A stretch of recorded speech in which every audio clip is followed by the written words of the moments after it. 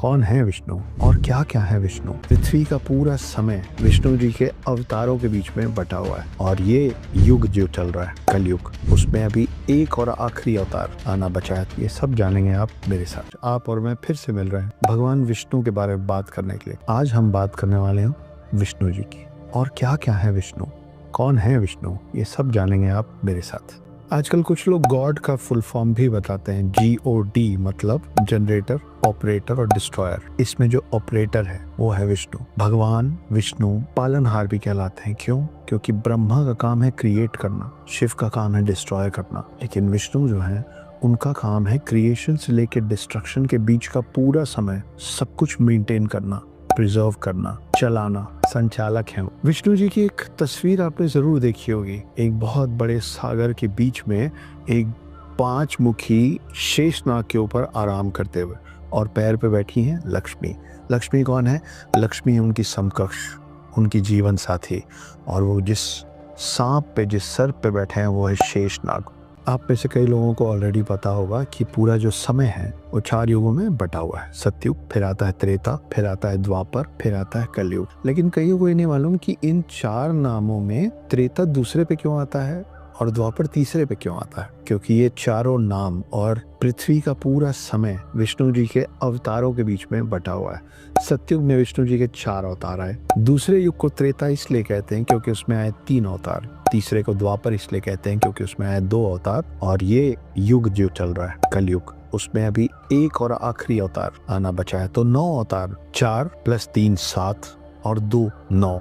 सतयुग, त्रेता, द्वापर, और एक जो आना बचे हैं वो है कल की अवतार, जिनको मिला के दशावतार का पूरा कॉन्सेप्ट कंप्लीट होगा। विष्णु जी के 10 अवतार। यहाँ से चलते हैं कि आपको 10 अवतार क्या सिखाने की कोशिश कर। पहला अवतार है मत्स्य अवतार। पानी में जीवन शुरू हुआ था, ये तो साइंटिफिक है, ये तो साइंस है। सबसे पहले तो यही सिखाने की कोशिश है। दूसरा, मत्स्य अवतार ने राजा से कहा था कि सारे वेद, सारे पुराण, सारे सप्तऋषि को अपने नाव में रख लो, क्योंकि विष्णु भी यही चाहते थे। संचालक, पालनहार ये चाहते थे कि मनुष्य के साथ ज्ञान हमेशा जुड़ा रहे। इसीलिए उसमें सारी प्रजातियों के साथ सप्तऋषि, वेदों, पुराणों को भी रखा गया। दूसरे हैं कूर्म अवतार। ये समझाते हैं कि अगर आपको मंथन करना है, मंथन सागर का हो या अपने अंदर का मंथन हो, मंथन भगवान को पाने का हो या सृष्टि में किसी भी चीज को समझने का, आपको भगवान जी का साथ चाहिए। कूर्म अवतार में आके वो यही समझा रहे हैं कि मंथन चाहे बाहरी हो या अंदरी, अगर भगवान के साथ साथ चलेंगे तो मंथन हो जाए। तीसरे हैं वराह अवतार, जो ये समझा रहे हैं कि कई बार आपको पृथ्वी को बचाने के लिए अपने रूप में जो भी कर सकते हैं आप कीजिए। कई बार डार्क फोर्सेस से लड़ना होता है, कई बार वो डार्क फोर्सेस डिप्रेशन ही होता है जो आपके अंदर आपको डुबाता होता है। धीरे धीरे उससे निकलने के लिए लड़ना पड़ता है। असुर क्या है, राक्षस क्या है, आपके अंदर ही तो रहता है। वो असुर, वो राक्षस जो आपको ऊपर उठने से रोके, नीचे खींचे, डुबाने की कोशिश करे, किसी भी दुख में, किसी भी तकलीफ में, किसी भी सोच में, उससे लड़ के आपको खुद को बाहर लाने की जिम्मेदारी आपकी खुद की है। चौथा है नरसिम्हा अवतार, जो ये कहता है कि हमेशा शांति से ही पृथ्वी और सृष्टि नहीं चलती। कई बार अपने लोगों के लिए भी लड़ना होता है। कई बार जब लोग जो आप पे विश्वास करते हैं उनका विश्वास ना डगमगाए, उसके लिए आपको अलग रूप में आके दिखाना, समझाना पड़ता है कि आप अपने लोगों के साथ, अपने धर्म के साथ, अपने विश्वास के साथ अडिग खड़े हैं। जैसे प्रहलाद का विश्वास बचाने के लिए नरसिम्हा अवतार आए थे।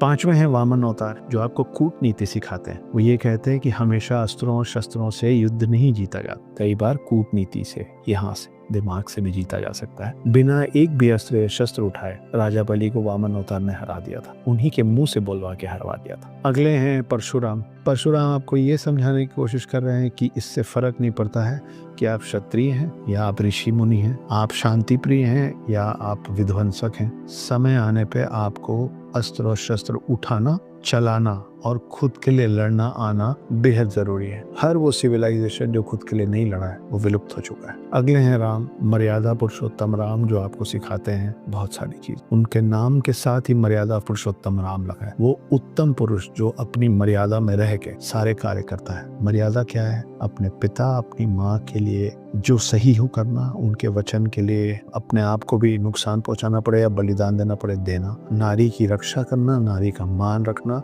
अन्याय अन्याय से लड़ना, ये सब कुछ सिखाते हैं राम। राम के बाद आते हैं कृष्ण। साम दाम दंड भेद यदा यदा हि धर्मस्य ग्लानिर्भवति भारत अभ्युत्थानम अधर्मस्य तदात्मानं सृजाम्यहम्। 8वें अवतार में आके यही विष्णु आपको ये बता रहे हैं कि जब जब आप पे विपदा आएगी, जब जब सृष्टि में अंधकार छाएगा, मैं किसी ना किसी रूप में आऊंगा अपने भक्तों की मदद करने के लिए। तो कृष्ण साम दाम दंड भेद सब कर रहे हैं। कृष्ण को आप माखन चोर भी बोलते हैं, कृष्ण को आप बहरूपिया भी बोलते हैं, कृष्ण को आप रणछोड़ दास भी बोलते हैं। और कृष्ण ने आपको एक ही रूप में दोनों दिखाया है, बिना अस्त्र और शस्त्र के भी जीतना सिखाया है, और साम दाम दंड भेद से जब अस्त्रों की जरूरत पड़ी है तो अस्त्र उठाई है। अगले हैं बुद्ध। मुझे ऐसा दिखता है कि बुद्ध का अवतार 9 अवतार इसलिए है ताकि आपको और मुझे समझ में आए कि कई बार बुद्ध के अवतार तक पहुंचने के लिए, उस शांति तक पहुंचने के लिए आपको युद्ध का रास्ता लेना पड़ता है। तो अगर युद्ध का रास्ता नहीं लेंगे तो बुद्ध के रास्ते भी नहीं आ पाएंगे। नॉन वायलेंस को पूरे सृष्टि में बनाने के लिए भी वायलेंस की जरूरत है। इसीलिए नरसिम्हा, इसीलिए वराह, इसीलिए परशुराम, इसीलिए राम, इसीलिए कृष्ण,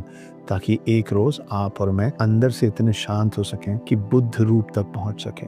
और आखिरी है कल्कि, ये बताने के लिए कि अगर पूरी सृष्टि में बुद्ध जैसी शांति हम ले भी आएंगे, अगर फिर जरूरत पड़ेगी तो एक बार फिर कल्कि अवतार आएगा। आपके हर देवी देवताओं के हाथ में अस्त्र शस्त्र है, हमला करने के लिए नहीं, सुरक्षा करने के लिए, सिर्फ खुद की नहीं दूसरों की। तो ये समय पर निर्धारित होगा और आपको तैयार रहना पड़ेगा कि जब समय बोले शांति तो आप बुद्ध बन सकें, और जब समय मांगे युद्ध तो आप कल्कि बनने को भी तैयार हो। ये है 10 अवतार।